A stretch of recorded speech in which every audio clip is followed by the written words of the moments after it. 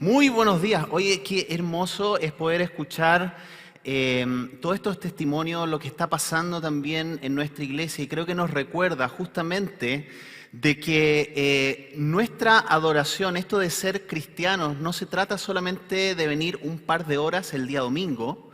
Sí lo disfrutamos, cantar juntos, ¿no es cierto?, estudiar la palabra, pero debemos recordar que nuestra misión está justamente fuera de estos muros, en lo que realizamos cada día, en nuestra zona de influencia. Y por eso, muchas gracias a la familia que hoy día nos compartió este testimonio respecto a la ayuda que pudimos hacer de Ucrania. Gracias, Martín, por recordarnos lo que estamos haciendo también a través del Arca. Y hay muchas formas también de seguir involucrándose. Y también la idea es que nosotros no queremos que esta iglesia se transforme solamente en filas, sino que creemos que los círculos son importantes. Y por eso, aunque el domingo estamos sentados en fila, a mí me gusta incomodarlos un poco, que se pongan de pie y que puedan saludar a la persona que está ahí al lado de ustedes. Pónganse de pie y salude con un puñito, amistoso obviamente, a la persona que está ahí. Dese cuenta que hay gente alrededor.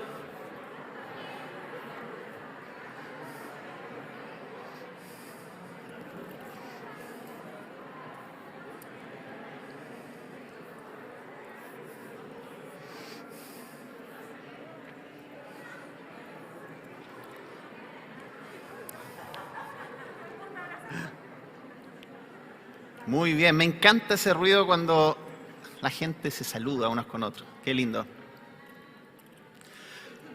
Muy bien, hemos estado en esta serie de predicaciones llamada Roca Firme, donde hemos estado justamente recordando algunos conceptos, algunas cosas centrales y básicas de lo que significa ser un discípulo, una discípula de Jesús.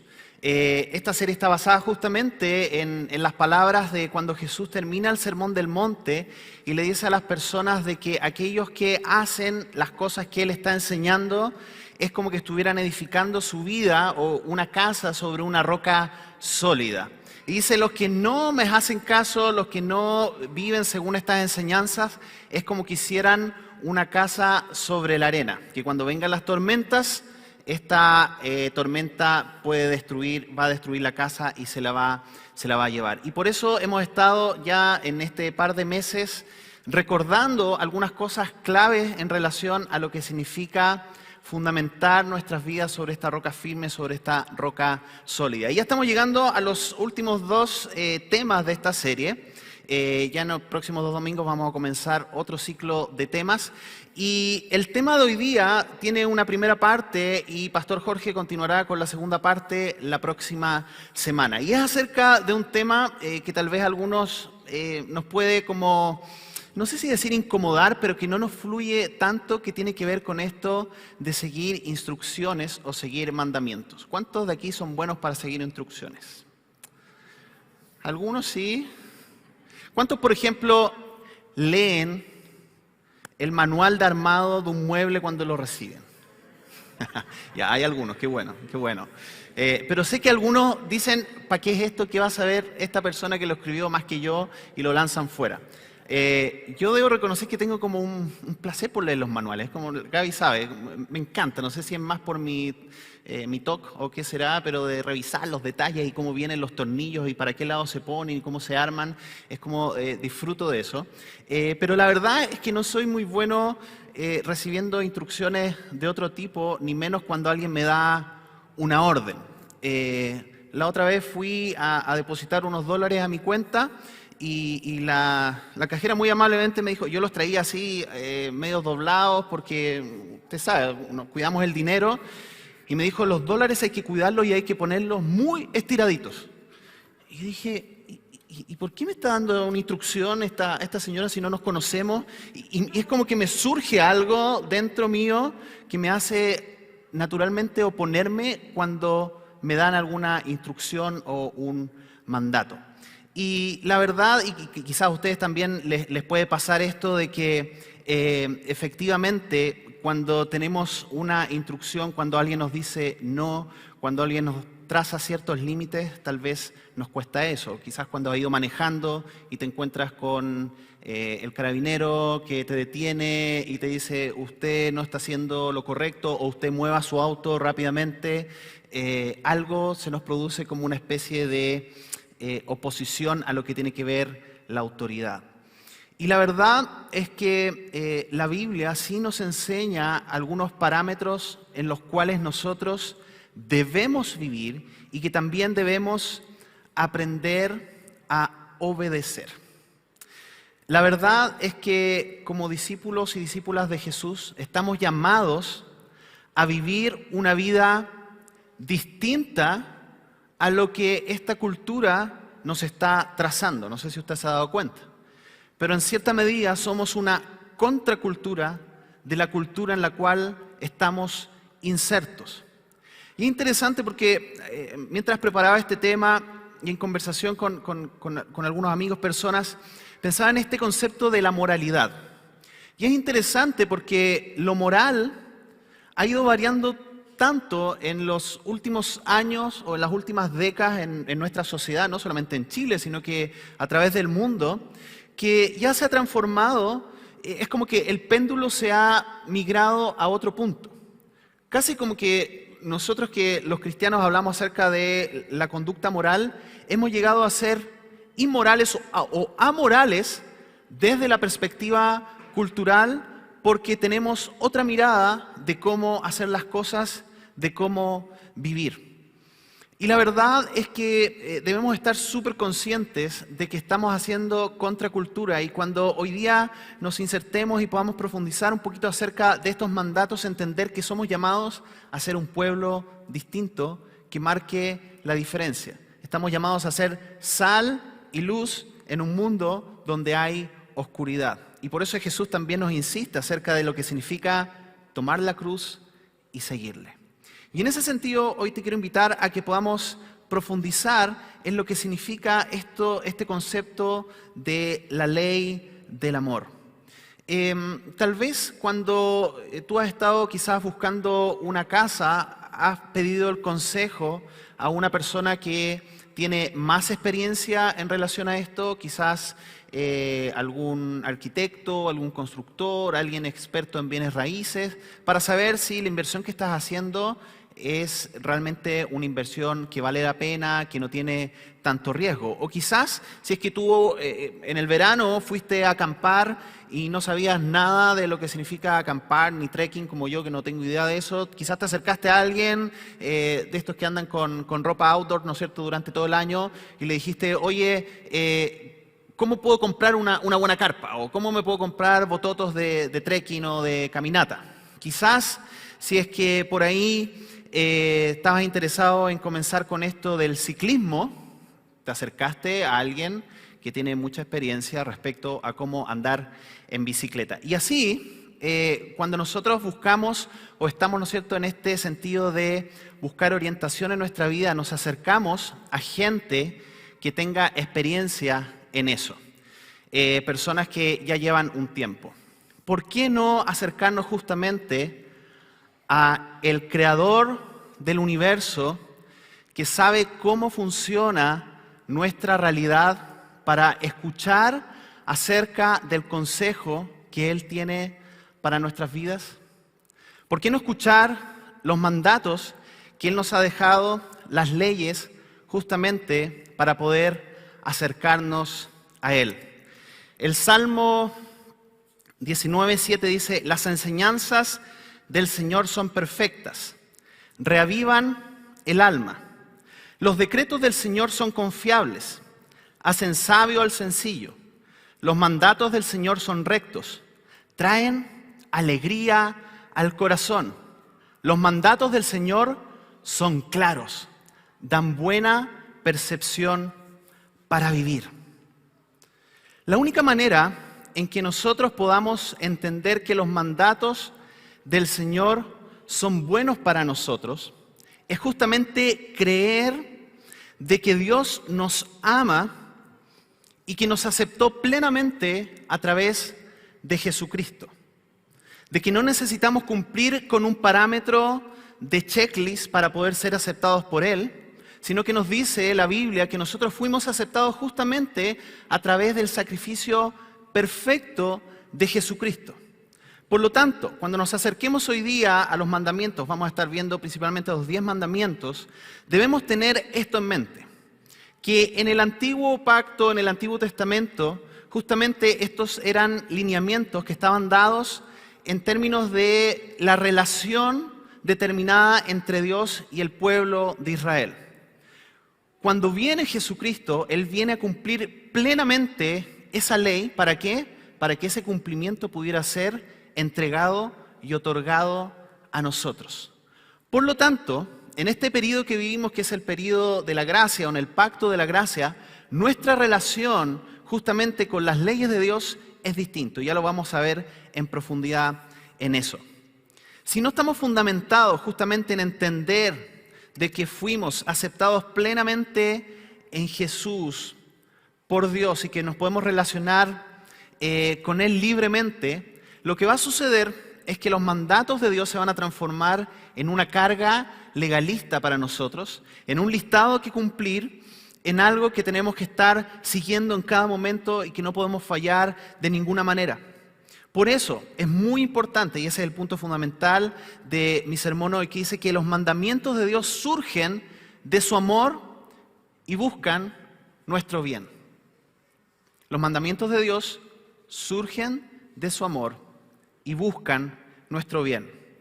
Como esa barrera que aparece ahí en esa fotito. Esas barreras están puestas, obviamente, para evitar de que los autos puedan caer por un barranco en curvas que son peligrosas.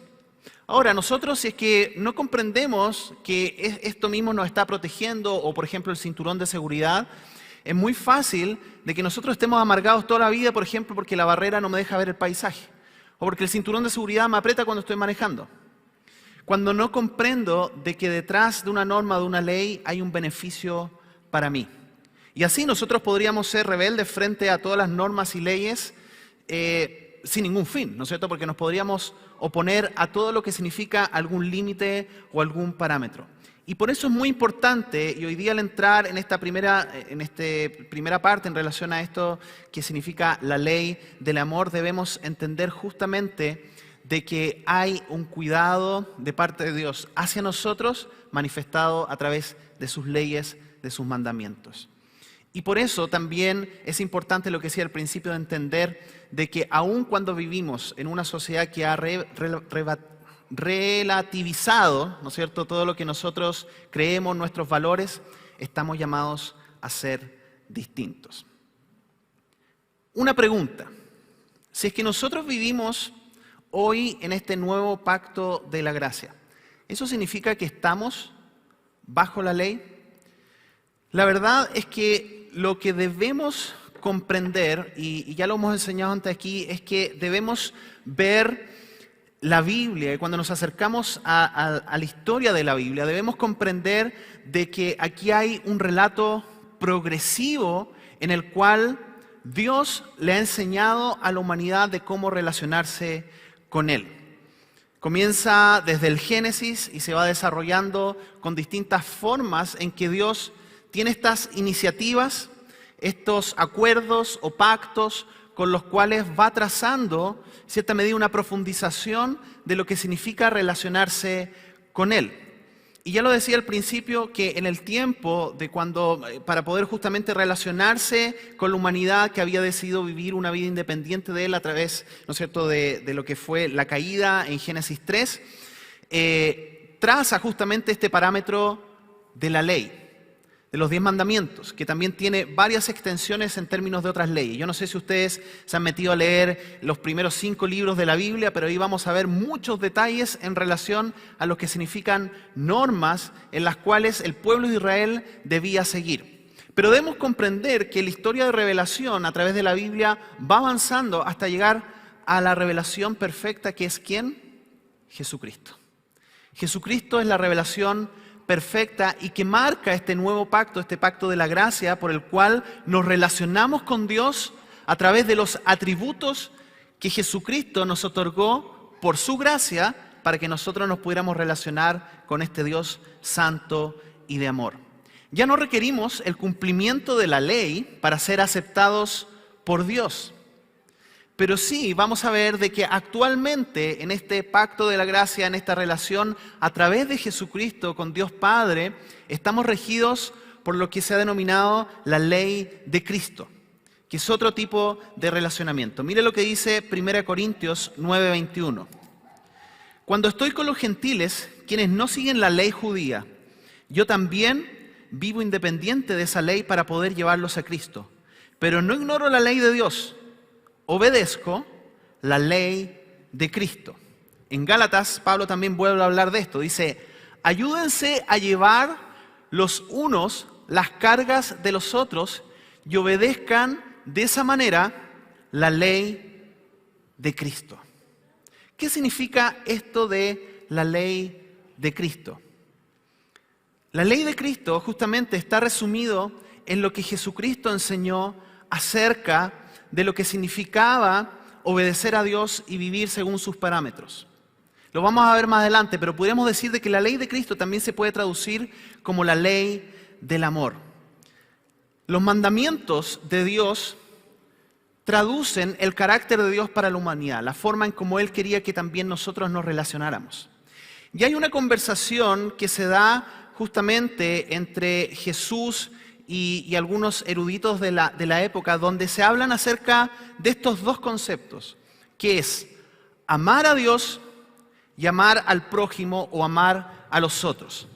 Es interesante porque Jesús en esta conversación lo que está diciendo, mira, todos estos parámetros, lo que está traducido en los 10 mandamientos, lo que Dios le quiso enseñar a tu pueblo, justamente está resumido en estas dos acciones principales, que son amar a Dios y amar a los demás. Esta es la conversación que Jesús tiene. Dice en Marcos 12, uno de los maestros de la ley religiosa estaba allí escuchando el debate. Se dio cuenta de que Jesús había contestado bien. Entonces le preguntó, de todos los mandamientos, ¿cuál es el más importante? Jesús contestó, el mandamiento más importante es, escucha, oh Israel, el Señor nuestro Dios es el único Señor. Ama al Señor tu Dios con todo tu corazón, con toda tu alma, con toda tu mente y con todas tus fuerzas. El segundo es igualmente importante. Ama a tu prójimo como a ti mismo. Ningún otro mandamiento es más importante que este. Es interesante porque obviamente aquí este erudito le hace esta pregunta a Jesús como una especie de trampa para ver cuánto manejaba Jesús estos conceptos. Y Jesús resume y simplifica justamente la ley de Dios en estos dos principios. Esto es lo que se denomina la ley de Cristo, la ley del amor, que justamente está basado en estos dos principios acerca del amor. Ahora, tal vez nosotros nos pudiéramos preguntar, bueno, ¿y nosotros como creyentes, cómo nos relacionamos con el Antiguo Testamento? ¿Qué pasa con todas las normas y leyes que hay? Por eso es importante, permítanme hacer este paréntesis de explicar este concepto. En los primeros libros de la Biblia y también en los profetas, nosotros vamos a observar de que hay leyes que pudiéramos ordenar en por lo menos 3 categorías. Leyes que tienen que ver con los aspectos ceremoniales. Debemos recordar de que el pueblo de Israel era un pueblo apartado para Dios.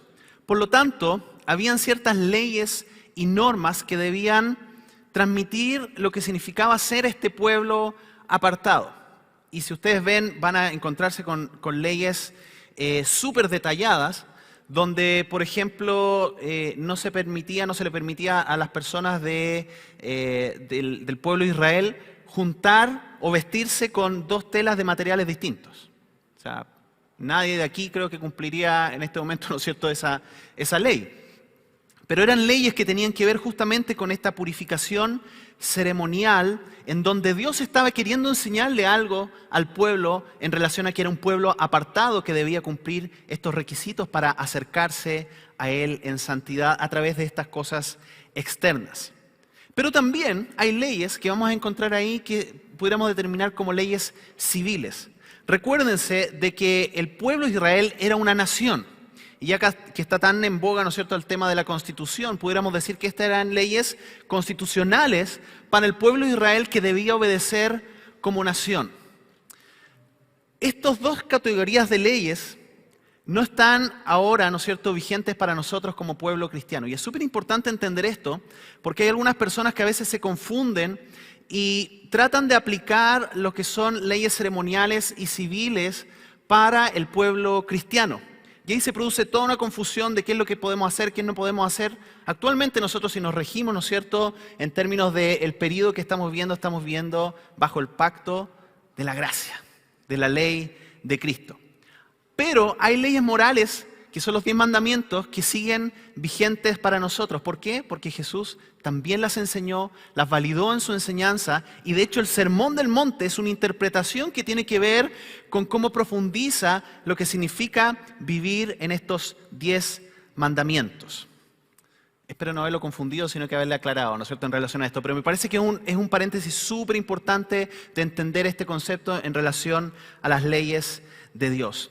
Y por eso Jesús lo explica de esta manera, profundiza en el Sermón del Monte, donde también en otra versión, en este mismo pasaje, se dice que de estos 2 mandamientos, que es amar a Dios y amar al prójimo, depende toda la ley y los profetas. Eso lo dice en Marcos 22:40.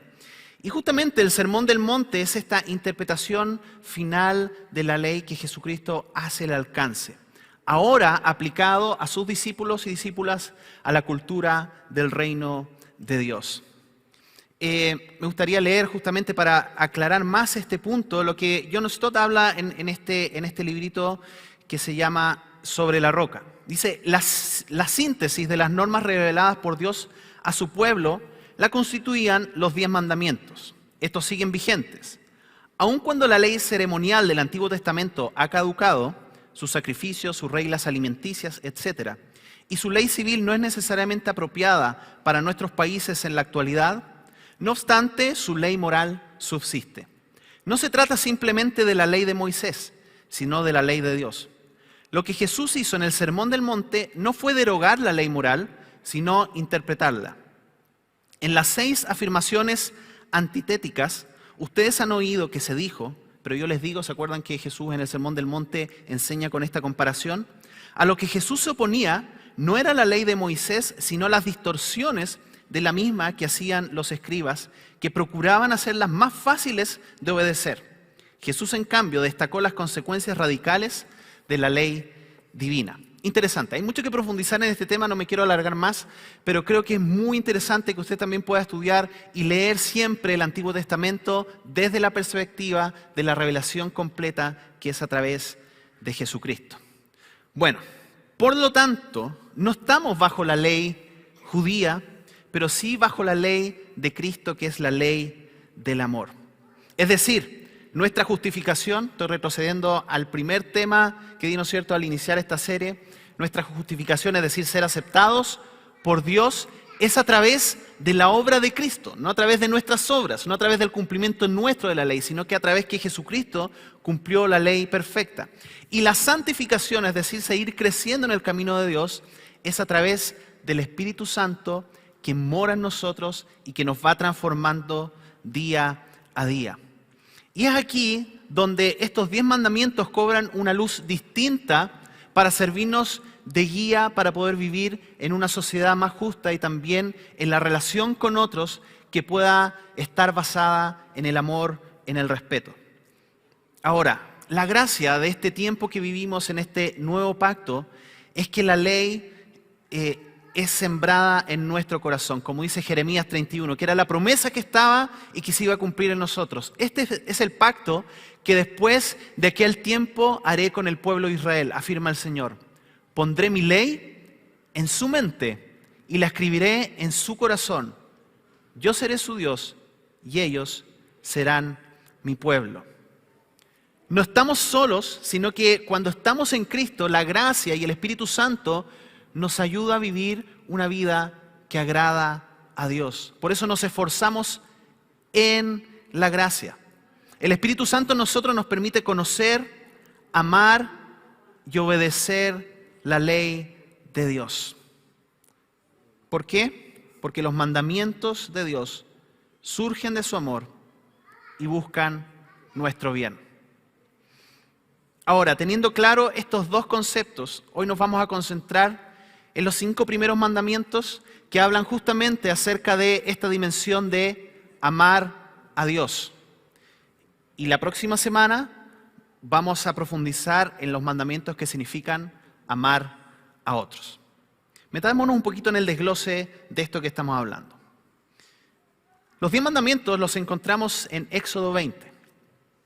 El primer mandamiento parte justamente de esta introducción que dice: luego Dios le dio al pueblo las siguientes instrucciones.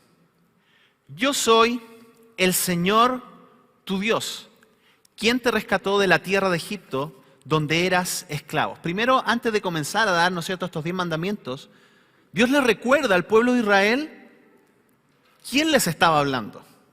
Era este Dios que los había rescatado. Y les dice: no tengas ningún otro Dios aparte de mí. El segundo mandamiento: no te hagas ninguna clase de ídolo ni imagen de ninguna cosa que está en los cielos, en la tierra o en el mar. No te inclines ante ellos ni le rindas culto, porque yo, el Señor tu Dios, soy Dios celoso, quien no tolerará que entregues tu corazón a otros dioses. Tercero: no hagas mal uso del nombre del Señor tu Dios. El Señor no te dejará sin castigo si usas mal su nombre. Cuarto: acuérdate de guardar el día de descanso al mantenerlo santo. Tienes 6 días en la semana para hacer tu trabajo habitual, pero el séptimo día es un día de descanso y está dedicado al Señor tu Dios. Pues en 6 días el Señor hizo los cielos, la tierra, el mar y todo lo que hay en ellos, pero el séptimo día descansó. Por eso el Señor bendijo el día de descanso y lo apartó como un día santo. Quinto: honra a tu padre y a tu madre. Entonces tendrás una vida larga y plena en la tierra que el Señor tu Dios te da. Profundicemos en cada uno de estos mandamientos y qué significa también para nosotros el día de hoy. Hoy día, quizás más que darte aplicaciones, te voy a dejar algunas preguntas para que puedas pensar justamente en cómo puedes vivir en tu vida en relación a esto. El primer mandamiento, que dice: no tengas ningún otro Dios aparte de mí, podríamos decir que Dios está transmitiendo el valor de la exclusividad. Es decir, Él es nuestro único Dios. En el segundo mandamiento: no te hagas ídolos, claramente está hablando acerca de no a la idolatría. Ya vamos a ver cómo se aplica esto en nuestro mundo contemporáneo. Tercero: no hagas mal uso de mi nombre. Está transmitiendo respeto hacia Él. Cuarto: guarda el día de descanso. Hay un valor aquí implícito que tiene que ver con la imitación a Dios. Y el quinto: honra a tu padre y a tu madre. Nos está hablando acerca de un principio de autoridad. Por lo tanto, algunas preguntas en relación a esto, en relación al primer mandamiento: no tengas ningún otro Dios aparte de mí. Te lanzo esta pregunta: ¿qué o quién aparte de Dios hoy en día, en mi vida, está recibiendo mi adoración? Este mandamiento nos está diciendo que Dios requiere la exclusividad en nuestra vida de adoración, de entrega. Dios es el primero y también es el centro de todo lo que hacemos. Y tal vez pudiéramos decir y pensar: bueno, actualmente sí, yo creo en Dios, Él es mi único Dios, pero cuando pensamos tal vez en los valores que transmitimos, en el tiempo que dedicamos, en dónde invertimos nuestras finanzas, en cuáles son el tipo de conversación que hacemos, ¿será que hay otro Dios que está ocupando el lugar primordial en mi vida, en cómo tomo las decisiones? ¿Será que tal vez es el dinero? ¿Será que tal vez es la búsqueda de aprobación que se ha convertido en este Dios? ¿El sexo, tal vez? ¿O una persona? ¿Será que entiendo, tal vez de una manera racional en mi mente, pero en mis actitudes Tal vez estoy viviendo no con Dios como el centro de todo lo que hago, sino como un accesorio. No sé cuántos se acuerdan, pero hace harto tiempo atrás yo puse aquí adelante el ejemplo entre una cajonera y un neumático de bicicleta. No sé si se acuerdan, esta imagen. Y quería justamente representar de que muchos vivimos esta espiritualidad como de cajonera. ¿Entiende? Todos cuando digo, ¿no es cierto?, una cajonera, como una cómoda, le decimos en Chile. No sé en otros países cómo le dirán, que tiene varios, ¿no es cierto?, cajones. Y hay veces en que nosotros tenemos la primera cajonera que tiene que ver con Dios. Entonces abrimos la cajonera y todo lo que se trata de Dios lo metemos ahí. Entonces el día domingo está ahí, la ofrenda que damos, quizás, ¿no es cierto?, el servicio, pero luego cierro esa cajonera y no se conecta con los otros cajones. Después abro la otra cajonera que tiene que ver con mi familia, la cierro. Después abro la cajonera que tiene que ver con mis finanzas y la cierro. Y todas las áreas de mi vida se manejan de manera independiente. Pero la idea de una rueda de bicicleta es que todo está sustentado, todos estos rayos, ¿no es cierto?, estos fierritos están conectados en un eje. Y si falta alguno de esos, se empieza a deformar la rueda. La vida cristiana del discípulo de Jesús más se parece a una rueda de bicicleta que a una cajonera, porque el centro de todo lo que nosotros hagamos debe estar conectado con Dios. Eso, en cierta manera, es lo que nos está diciendo este primer mandamiento. Vamos al segundo mandamiento. No te hagas ídolos. Y claro, uno piensa en ídolos, inmediatamente tal vez se imagina una figurita o estos grandes altares, o cuando recordamos las imágenes en relación a estas películas de los 10 mandamientos, ¿no es cierto?, donde decían el becerro de oro, etcétera, y otras cosas. Y nos cuesta a veces conectar con lo que significa la idolatría en nuestro mundo contemporáneo. Pero es interesante porque esta idolatría también la podemos vivir hoy cuando tratamos de adjudicarle espiritualidad o autoridad espiritual a cosas o personas en nuestra vida, y también cuando creamos una espiritualidad basada en aspectos externos. Y los que llevamos tiempo tal vez participando en iglesia, quizá no nos damos cuenta de cuánto basamos nuestra fe en aspectos exteriores. A veces tendemos a pensar y decir, ¿sabes qué? Vestirse de tal manera es más espiritual que vestirse de otras formas. Ah, no, es que esta persona usa esto, no que esta persona, etcétera. Aspectos externos de nuestro comportamiento que le damos casi un sentido como que sin eso no fuéramos cristianos en profundidad. Ritos, ropa, frases, lugares. Y pensamos, ¿no es cierto?, de que la espiritualidad solamente se puede desarrollar, por ejemplo, en un templo como este. Cuando lo que Jesús justamente hizo fue abrir el concepto de lo espiritual y de la relación con Dios de una manera mucho más libre y sin tantos parámetros como muchas veces nosotros nos encuadramos. Por lo tanto, la idolatría muchas veces es darle a cosas, a ritos, etcétera, una autoridad, y se transforman finalmente y pueden ser ídolos en nuestro corazón. También nos podemos hacer la pregunta, ¿qué cosa es la fuente de mi placer, atención y gratitud? Y aquí algunas preguntas para profundizar. ¿Batallo con otros o peleo con otros acerca de aspectos externos como si estos tuvieran relación con la adoración a Dios? ¿Se han convertido en ídolos la tecnología, la ropa, las plataformas de streaming? Una forma fácil es mirar nuestra cuenta a final de mes y ver en qué estoy gastando. ¿Idolatro quizás algún cantante? Quizás para los que llevan más experiencia en la vida puede ser Rafael o Camilo Sesto, y quizás para los más nuevos Taylor Swift y Bruno Mars, qué sé yo. Obviamente no estoy diciendo acá de no disfrutar de la música, pero cuando ya se transforma en algo que se lleva toda mi atención, mi dinero, mi tiempo. Quizás un futbolista también. He buscado consejo en otras fuentes para mi vida, como por ejemplo el tarot, la astrología, el reiki. Y digo, bueno, ¿qué más da? A ver, ya, si total riéndome, entonces busco aquí en el diario qué es lo que me dice. U otras cosas.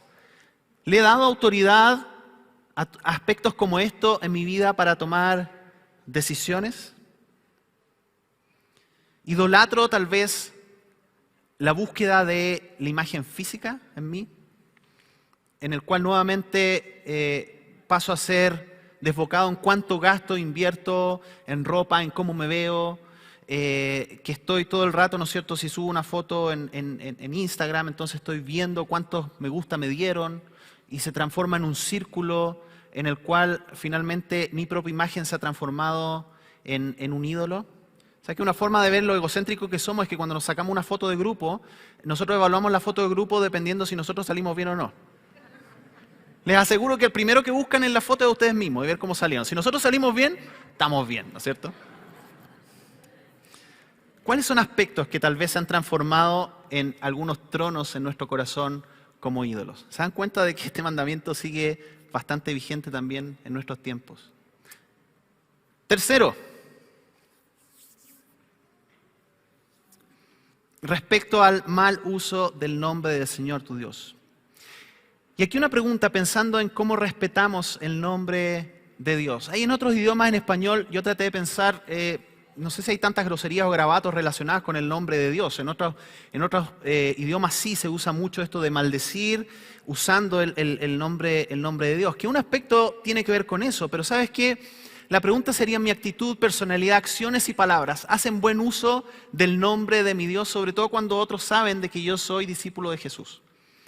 En mi oficina, en mi familia, en mi trabajo, yo me identifico como Jesucristo, pero estoy haciendo buen uso de ese nombre en ese lugar con lo que transmito hacia otros.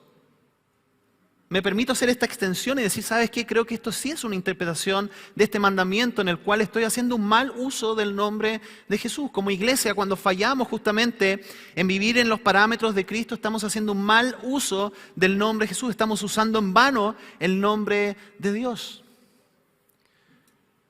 Cuando alguien observa mis actitudes, ¿ve un seguidor de Jesús? Cuando alguien escucha mis palabras, escucha la esperanza del Evangelio cuando estoy analizando la realidad que estoy viviendo. ¿Me quedo en un comentarista más de noticias o tengo la convicción de que aún esté oscuro ya que hay un panorama triste y desembocado en nuestro contexto podemos tener esperanza porque sabemos de que Dios es el Dios de la historia? ¿Lo transmitimos? Cuando doy una opinión acerca de personas de otra posición económica, de otro barrio, o de otra posición política, o de otra cultura, de otro país, ¿escucha compasión y amor o escucha juicio y racismo? ¿Estoy transmitiendo el nombre de Dios? ¿Estoy usando el nombre de Dios de manera adecuada? Avancemos al cuarto, que tiene que ver con esto de guardar el día de descanso y mantenerlo santo. Wow. Y aquí creo que, partiendo por mí, voy a pisar algunos callos, ¿ya? Porque uno pudiera decir, bueno, ok, esto es parte de la ley judía, ellos eran muy estrictos en guardar este día de reposo, pero aquí hay un principio que tiene que ver justamente en imitar a Dios. Es interesante porque en la explicación de este mandamiento, Dios justamente relata de cómo Él creó el mundo, ¿no es cierto?, cómo creó el universo en 6 días y descansó. Y la pregunta aquí sería, ¿imito a Dios apartando un día para descansar, para refrescarme y para adorarle? Y aquí yo sé que podemos buscar muchas y podemos analizar mucho en lo que significan nuestros trabajos, en lo que significa el tiempo, en lo que significa nuestras obligaciones. Pero ¿sabes qué me atrevo a decir? Que muchos de los síntomas que vemos en términos de salud mental en nuestro país, que lleva un récord, ¿no es cierto?, a nivel mundial, de lo que observamos, es justamente porque no estamos viviendo bajo este principio de detenernos por lo menos un día a la semana para refrescarnos, para descansar y para adorarle. Lo hemos dejado como algo al final de la lista. Y ahí la pregunta es, ¿tengo este día, logro apartar un día para poder descansar? ¿Cuáles son las cosas que tal vez debo podar en mis ocupaciones para poder detenerme y poder refrescarme? Y esto puede tener una aplicación distinta para cada uno de ustedes. Pero, por ejemplo, si tú vives sentado toda la semana en un trabajo, quizás ahora más todavía con el teletrabajo, o estás en una oficina, tal vez refrescarte para ti no es ir a sentarte todo un día en la semana, sino que va a ser salir a caminar, o conseguirte una bicicleta y salir a hacer ejercicio, oxigenarte. Tal vez si estás frente a una pantalla de computador porque tu trabajo también lo permite, quizás va a significar salir a caminar a la naturaleza, salir a caminar a tu barrio. Si es que estás desconectado de tu familia por todo lo que significa el trabajo, tal vez va a significar tomar una once juntos, almorzar, parar sin celulares, dejarlos afuera y mirarse uno a otro en la cara. No sé qué es lo que va a significar para ti, y esa es la gracia de la gracia, que nos permite no ser legalistas, porque la aplicación de lo que significa este día es para ti. De hecho es interesante porque para los judíos significaba el día sábado. Para los cristianos, a partir de la resurrección de Jesucristo es el séptimo día, por eso apartamos el día domingo para venir a adorar juntos, para venir a refrescarnos, para venir a conectar, para poder servir al Señor, dedicar un día para el servicio y la adoración al Señor y para descansar.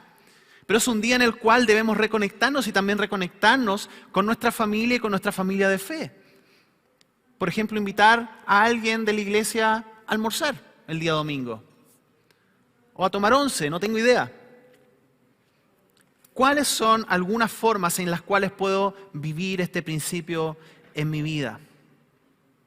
¿Dedico un día para la adoración al servicio y la relación comunitaria o estoy esperando aquí que esto termine luego para ir a comprar en el mall al frente lo que me falta, lo que necesito para empezar la semana? Y parecemos a veces hámster, ¿no es cierto? Que estamos como en esta ruedita corriendo, corriendo, corriendo y nunca paramos.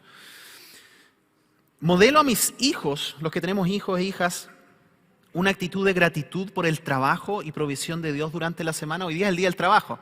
Bueno, día domingo, medio fome, un feriado de domingo, ¿no es cierto? Pero es el día de trabajo y en la cultura muchas veces se ha transmitido como que el trabajo es una maldición. ¿Sabes qué? Dios, antes de la caída, ya nos dio un trabajo, que era el trabajo de cuidar, de ser jardineros, de cuidar el huerto del Edén. El trabajo es una bendición. ¿Somos agradecidos o lo que escuchan nuestros hijos día tras día es la maldición del trabajo? ¿Qué ajustes debo hacer para vivir este día de reposo? Quizás tu trabajo hoy está súper demandante, pero puedes comenzar con un par de horas, quizás con una media jornada, y después puedes ir haciendo crecer esto, pero si no tenemos el principio y el valor, claramente nuestra agenda va a pasar de largo. Y por último, este mandamiento que tiene que ver con honrar a tu padre y a tu madre. Tal vez algunos pudieran pensar, oye, pero este mandamiento no tiene más que ver con el amor al prójimo. La verdad es que aquí hay un principio que tiene que ver con la relación con Dios, que es el principio de autoridad. Y aquí la pregunta es súper clave. Todos tenemos padres o madres, quizás en distintas formas de relaciones, quizás algunos lo han conocido, quizás otros no. Quizás tienen alguien que representa en tu vida a tu padre o tu madre, que puede ser un abuelo, un tío, etc. Honro y respeto a mis padres, a mi madre. Y aquí algunas preguntas simplemente para pensar. ¿Converso con ellos periódicamente? ¿Los llamo para saber en qué están? ¿Me comunico de alguna manera? ¿Los llamo por teléfono? ¿Estoy atento a sus necesidades de salud, económicas, relacionales? ¿Les expreso gratitud? Si soy menor de edad, que aquí veo algunos niños, adolescentes, ¿les obedezco? Ahí empezaron los codazos, ¿no es cierto? Si soy mayor de edad, ¿escucho sus opiniones con respeto cuando me dicen algo? Yo reconozco que está mi papá sentado ya, pero cuando salgo a manejar, mi papá nunca me ha dejado de dar instrucciones de cómo conducir, porque él lleva años y mucha experiencia conduciendo. Y a mí como que algo me surge, ¿no es cierto?, cuando mi papá empieza a decir, no, frena aquí, tienes que doblar acá, ¿no es cierto? Y además que se maneja todo el mapa de Santiago y mi orgullo empieza a surgir. Pero digo, también hay experiencia ahí detrás al volante y debo escuchar. Y a veces también puedo expresar, oye, ¿sabes qué? Mira, sí me sé el camino, ¿ya? No necesito instrucción para llegar. Tal vez a ti te pasa en otros aspectos, de que tus papás te empiezan a decir algo, tu mamá te empieza a dar alguna instrucción y hay algo como que empieza a hervir en ti. Los logramos escuchar con respeto o reírnos un poquito y no conectarnos con la batalla inmediatamente con ellos. Si están internados, y quizás es la circunstancia de algunas familias aquí, si tu papá, tu mamá está internado en un hogar de ancianos, ¿aporto económicamente al sustento de lo que eso significa a mis hermanos, familia? ¿Me pongo con Lucas concretamente? ¿O voy a visitar? ¿Estarías dispuesto o dispuesta a adoptar a un papá o una mamá que está en soledad en nuestra iglesia? A mirar, a observar, quizás papás o mamás que están solitarios. ¿Te interesaría hacerte parte de un proyecto que honra a muchos papás y mamás deshonrados en la soledad, en el olvido, la precariedad? Y eso es lo que estamos soñando justamente con el proyecto El Arca, ¿no es cierto? De que se transforme en unos años más en un hogar de acogida para la tercera edad, para abuelitos y abuelitas.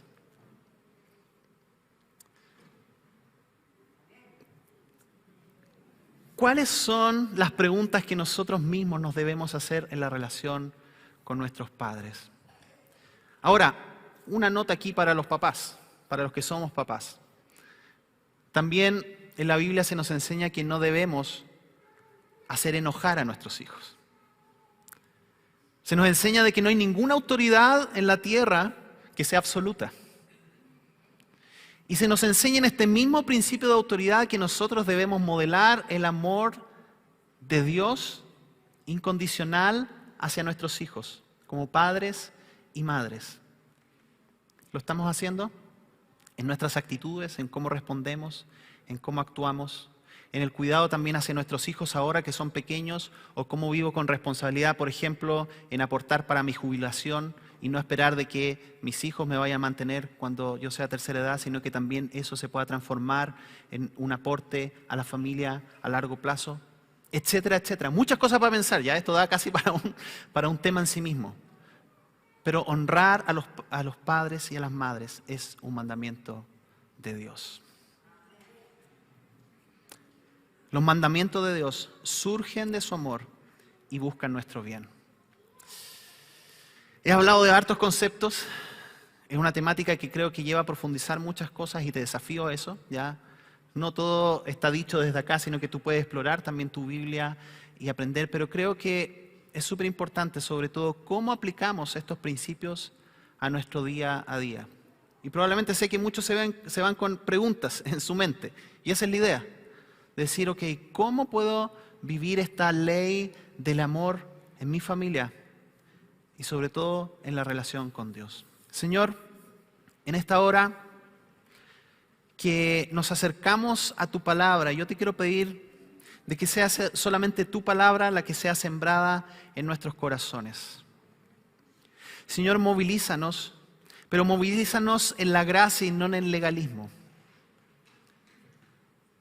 Señor, tantas relaciones que hemos dañado en nuestra familia, en nuestra sociedad, porque no hemos seguido tus indicaciones claras de cómo actuar. Así que hoy te quiero pedir de que tú nos exhortes individualmente y también como iglesia en cómo podemos ser transmisores de tu carácter a este mundo que está tan necesitado. Y no solamente en esto del mundo que puede sonar lejos, sino que también en nuestras familias, en la relación con nuestros padres, en la relación con nuestros hijos. Hoy al acercarnos a tu mesa, que justamente nos habla acerca de que tú cumpliste todos los parámetros para que nosotros fuéramos aceptados, lo queremos hacer con gratitud, disfrutando de la gracia, disfrutando de que ya no hay condenación para los que están en Cristo, de que podemos vivir en libertad, de que podemos vivir en libertad de nuestros malos deseos y que podemos vivir la plena libertad de obedecerte, de agradarte, porque estamos en Cristo. Señor, permítenos celebrar este momento bajo la perspectiva de tu gracia, de tu amor, Señor. Amén.